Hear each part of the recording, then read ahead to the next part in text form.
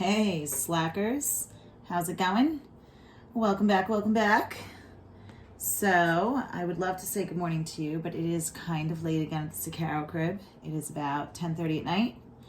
I finally got the mongrels down, and I'm ready to teach. Yeah, buddy.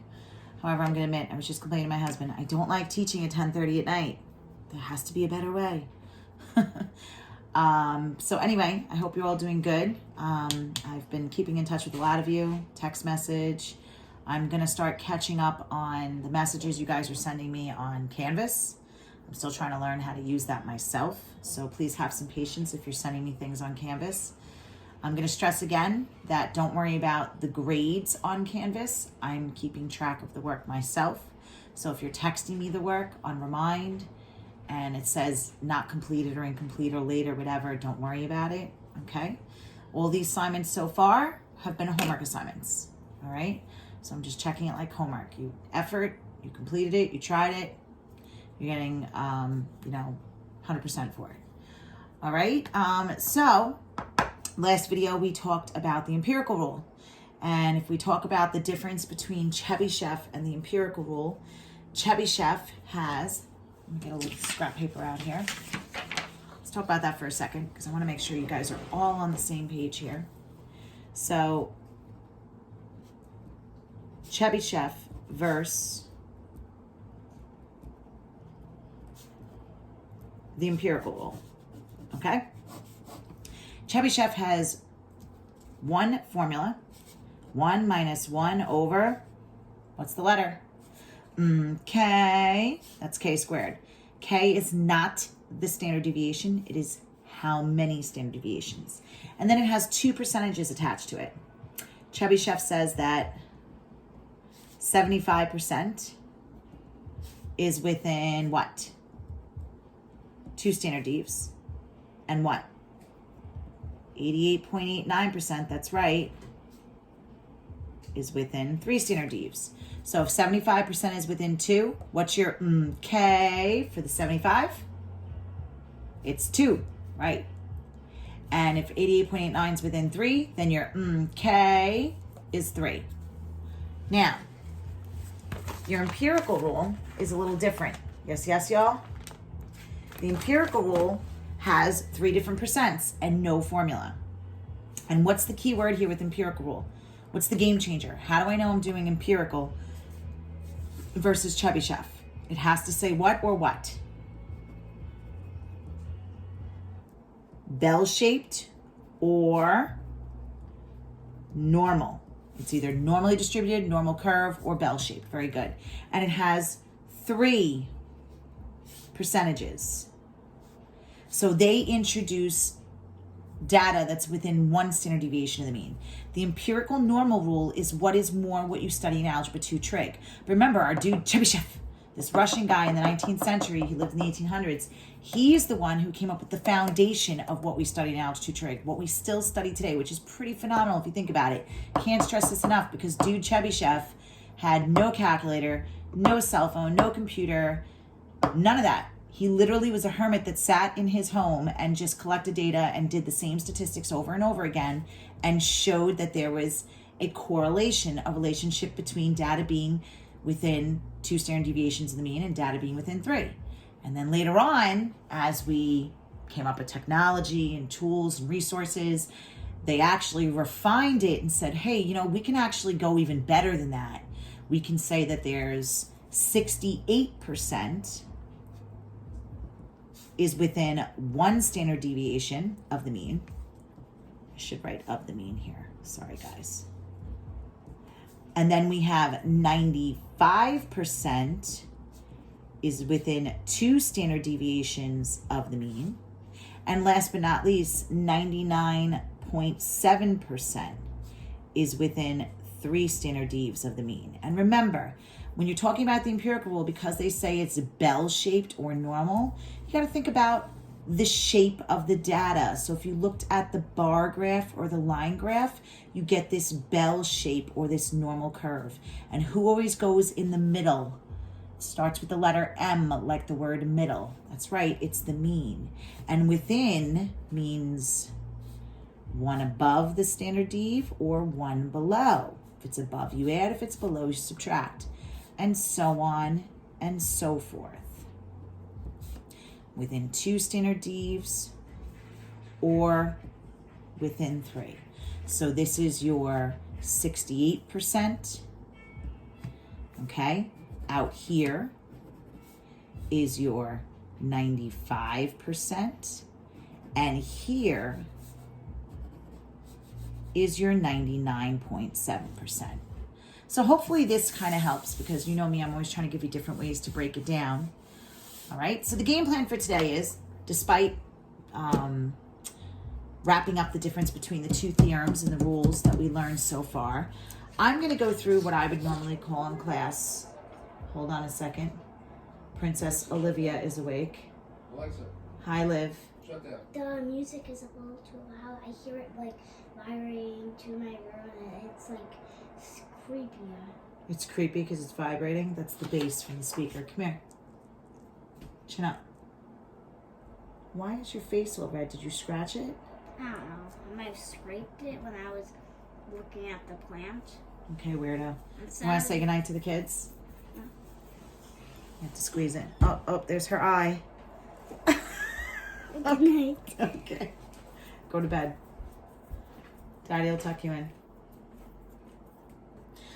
All right, sorry about that. So this is what I would normally call in class as a review sheet, okay? So basically how we're gonna roll with this one is, with the assignment that goes with video lesson 5, I'm gonna actually grade it like a quiz, to be fair, because I know we're not in class and I don't want you all to freak out. Just like class, but even better, I'm gonna go over problems that are exactly like the quiz. Except for the even better part is, you now have a video to reference while you're taking the quiz, plus all the 4 other videos and worksheets that we did. Okay? So it's basically like an open notebook quiz. And throw in there that the video that goes with the worksheet for lesson 5 is going to be 5 problems that look exactly like the 5 problems. So there's 2 worksheets with this video lesson. This one I'm using for the notes. Okay, that's the first one I listed in the assignments, where it says a survey of 7-Eleven stores. So this is the one that's the review. This one will say quiz. And this is the survey of grocery stores. Grocery stores is the quiz. 7-Eleven is the review. Okay, darlings? All right, so let's rock and roll. A survey of 7-Eleven stores showed that the average number of types of coffee carried was 18. So we have coffee and average. Give me a fancy word for average. That is the mean. Very good. And then we have a standard dev of 3. And the same survey showed the average length of time each store was in business. So we have years in business. Hopefully I'm spelling that right. And again, average. Give me a fancy word for average. Mean, and the standard deviation is 2.3. So if I want to compare apples to oranges, what do I do to talk about variability? Who's more variable? Who's more spread out? That's right, CVAR. So we're going to do CVAR of coffee. Dev divided by the mean. Dev divided by the mean. So the dev divided by the mean is 3 divided by 18, and then how do you turn it into a percent? You multiply it by what? 100. So in your calculator on your cell phone, 3 divided by 18, and then times that by 100 is 16 point what? 16.7%. Now, years in business. We have dev divided by the mean. So the dev is 2.3. I'm sorry, let's write CVAR. 2.3 divided by 15 and then times it by 100. Now let's be careful here, because I actually said 16.7% because these were whole numbers for coffee, but for years of service they're actually giving us a decimal, so that means I'm going to want to give how many decimal places. You always give one more than the data. Very good. So it's 2 decimal places. So 2.3 divided by 15 times 100, I'm sorry, is 15.33%. And yes, I would expect you, to do the rounding rule correctly. So make sure you give. Now, if you give 2 over here just to be safe, I will not mark you wrong. But I want to see 2 on this one especially. Okay, so who's more variable and why? Remember, we always go big or go home. Who's more variable? That's right. Types of coffee are more variable. Why? Because it's bigger. So it has a bigger CVAR. Therefore, it's more variable and less consistent. So since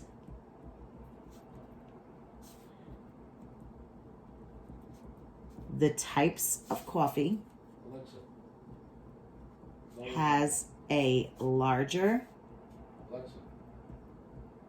coefficient of variation, comma, we can say the data is more variable and therefore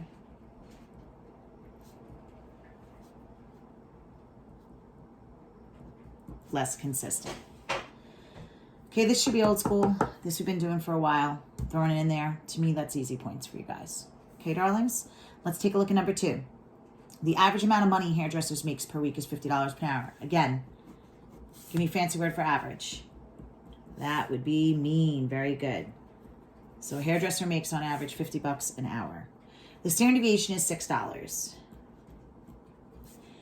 I want to know, find the minimum percent. So what's the percent that falls within the range? And they're giving us a range of 41 to 59. And remember, they say use Chebyshev. So if we go back to the notes in the beginning of this video, this is my Chebyshev side. So when they're asking for a percent, you're working backwards. That's the 3-stepper, okay? And the 3-stepper is max minus mean. That's step 1, max minus mean. Okay, so what's the max here, 41 or 59?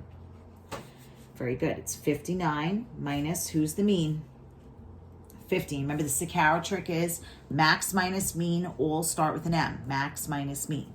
Okay, that gives me what?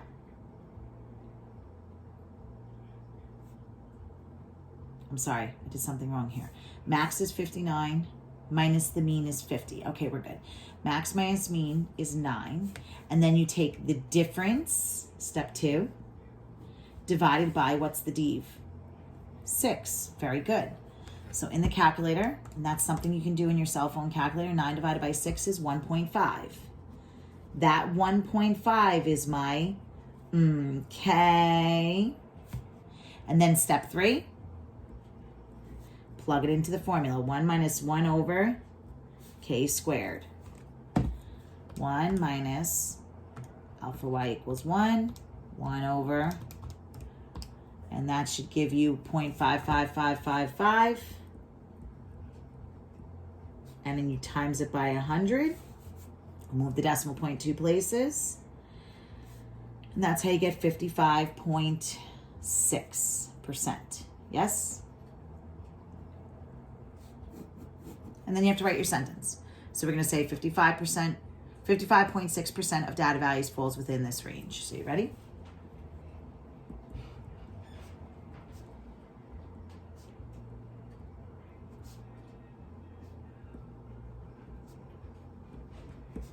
(55.6% of data values falls within the range of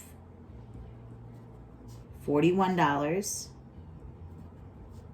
to $59. And yes, I'm going to see the sentences. Are we all good in the hood, mofos? Yeah. All right, so moving on. Moving on up. Number 3. Take a look. The average sale price of new Honda Accord EXL is $29,995. Find the range of values in which at least 88.89% of the sale prices will lie if the standard deviation is 3,445. Analyze your results using complete sentences. So average, give me a fancy word for average. That's right, I say it every single time. 29,995 is your mean.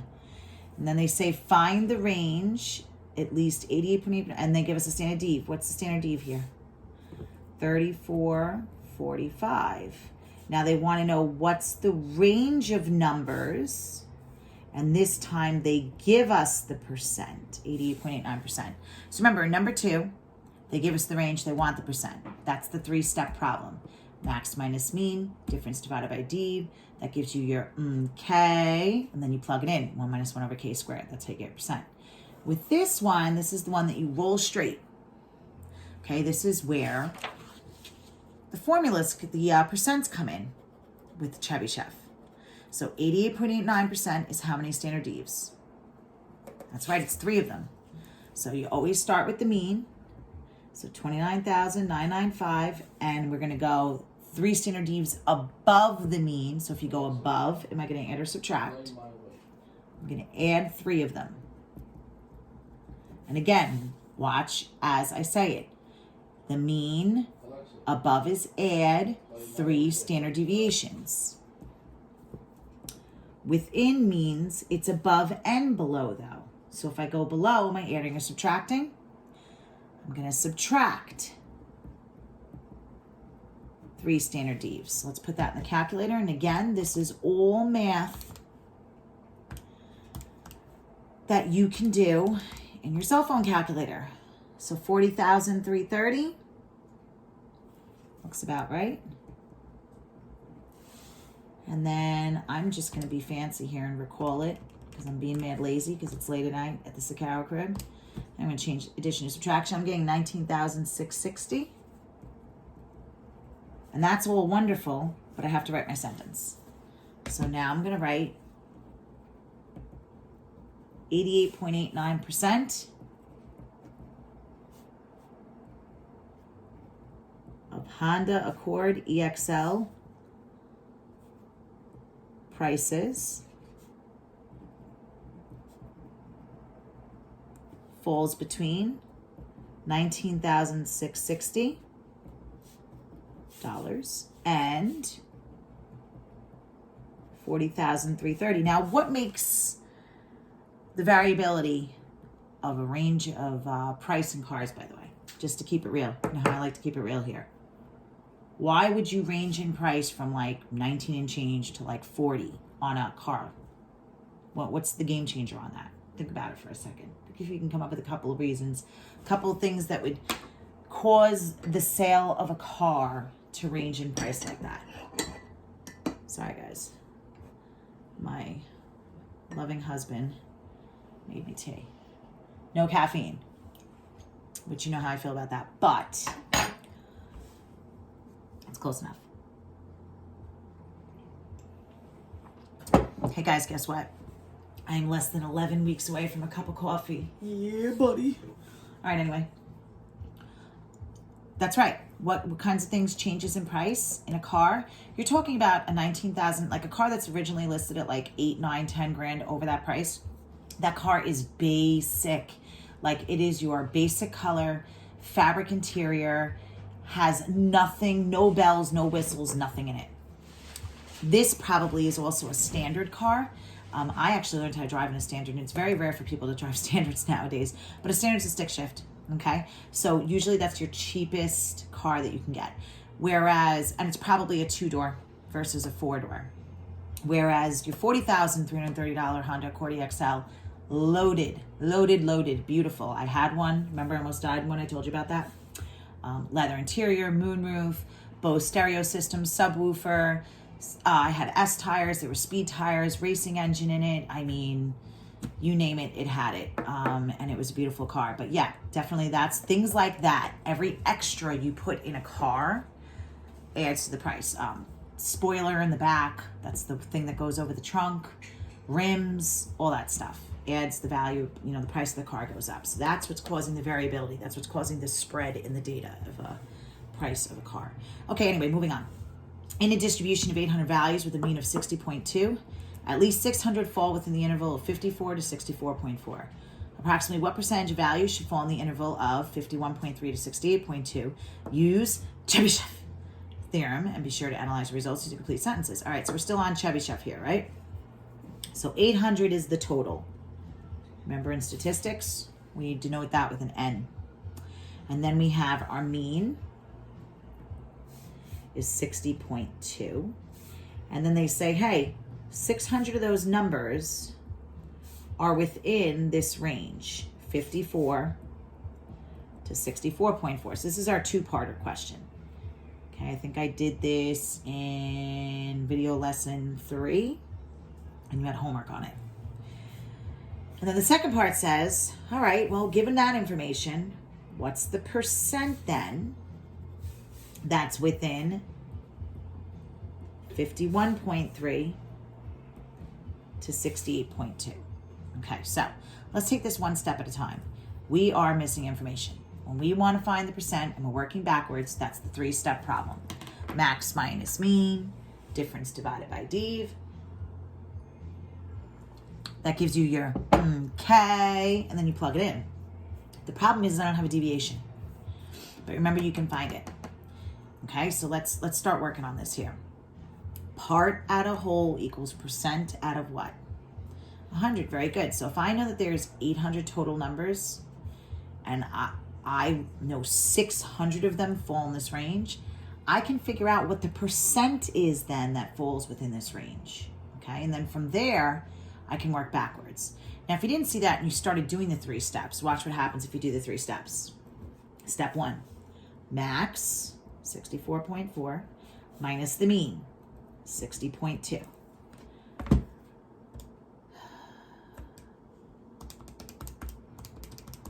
Hopefully I did that right. 4.2. Second step. This is where if you started rolling with the punches, you'd be like, oh, damn, difference divided by div, I don't have a deviation. And that's going to give you your K. Okay, and then I would plug it in to get the percent.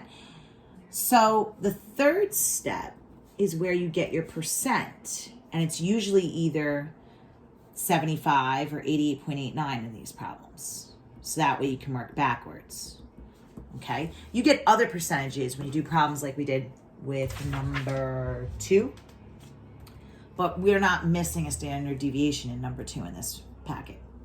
So, okay, how do I work backwards here? How do I find a percent? Well, what's 600, a little bit of side work, out of 800? What's part out of whole? Again, you could do that on your calculator on your cell phone. That's 0.75. And how do I turn that into a percent? You times it by 100. Bells and whistles should go off now. So if it's 75%, what's my K then? According to Chebyshev, 75% is within how many standard divs? That is within 2 standard divs. So now I can go back to this formula here, and I can solve for the standard deviation. So you ready?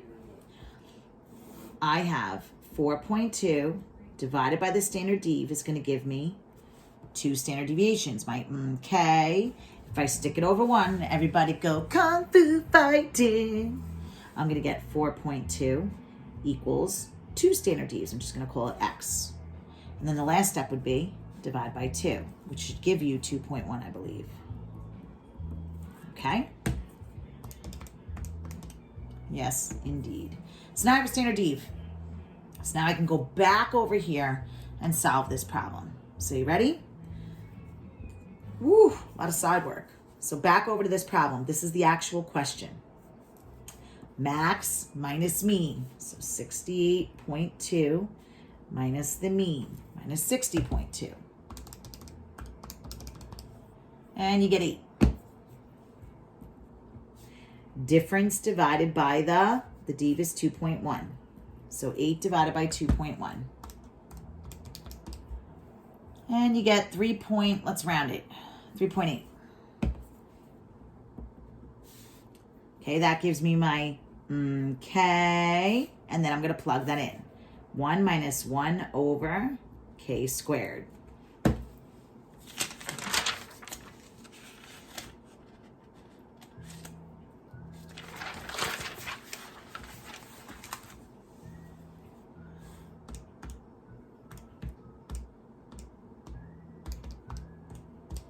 And I'm getting something like 0.9307.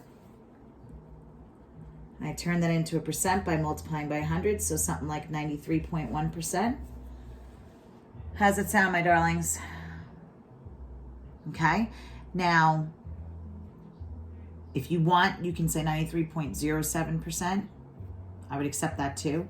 I'm not going to be too crazy about rounding these percents because it's a lot of work. Okay, so now I'm going to write what? 93.1% of values falls within 51.3 to 68.2. Wham, bam, thank you, ma'am. All right, one more. Technically it's two more, right? Because it's two parts.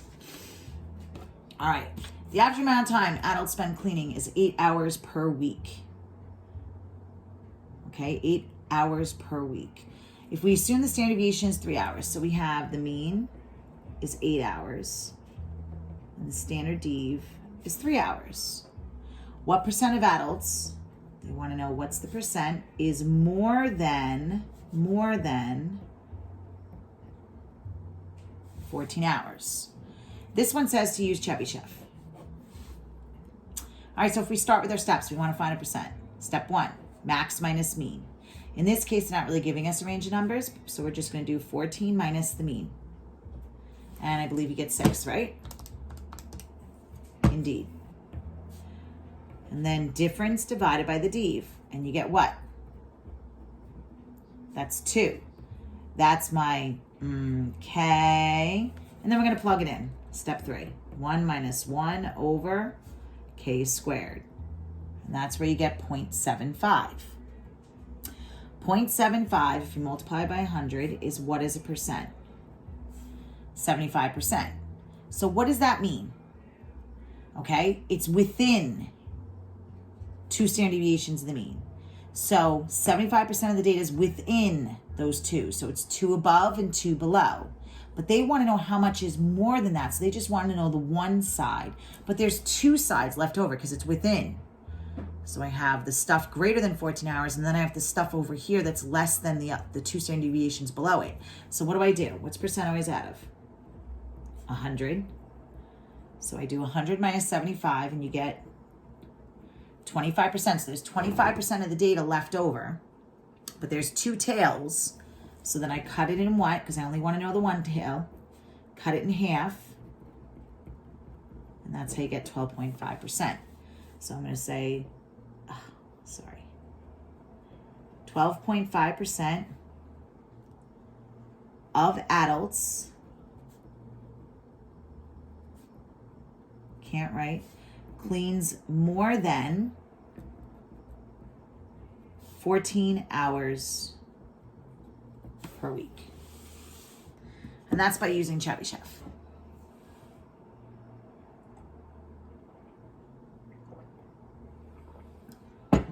I miss you guys telling me to slow down, Miss Caro. I'm sure you're still saying it, except for you're just hitting pause, which is probably pretty awesome for you. All right, so what's the game changer in part B? They tell us it's what? Bell-shaped. If it's bell-shaped, we're now using the empirical rule. The empirical rule introduces 3%, 68, 95, and 99.7. So, same question. The mean is 8 hours. The standard dev is 3. What's the percent if it's more than 14 hours? So it's all the same stuff except for at the very end. So we ready? Start with this guy here. 14. Because remember, when it's bell-shaped, here's the picture. I'll draw the picture. The mean always goes where? In the middle. So is 14 above the mean or below the mean? It's above. So if it's above, am I going to add or subtract? You're going to add. Very good. So it's 8 plus 3.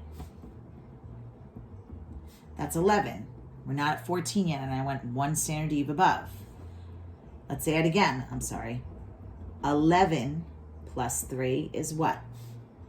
Up there it is. Ding, ding, ding, ding. 14. How many times did I add? I added 2. So this is at 2 standard devs. So if I'm within 2 standard devs, according to the empirical rule, what's the percent for 2 standard devs? 2 standard devs is what? 95%.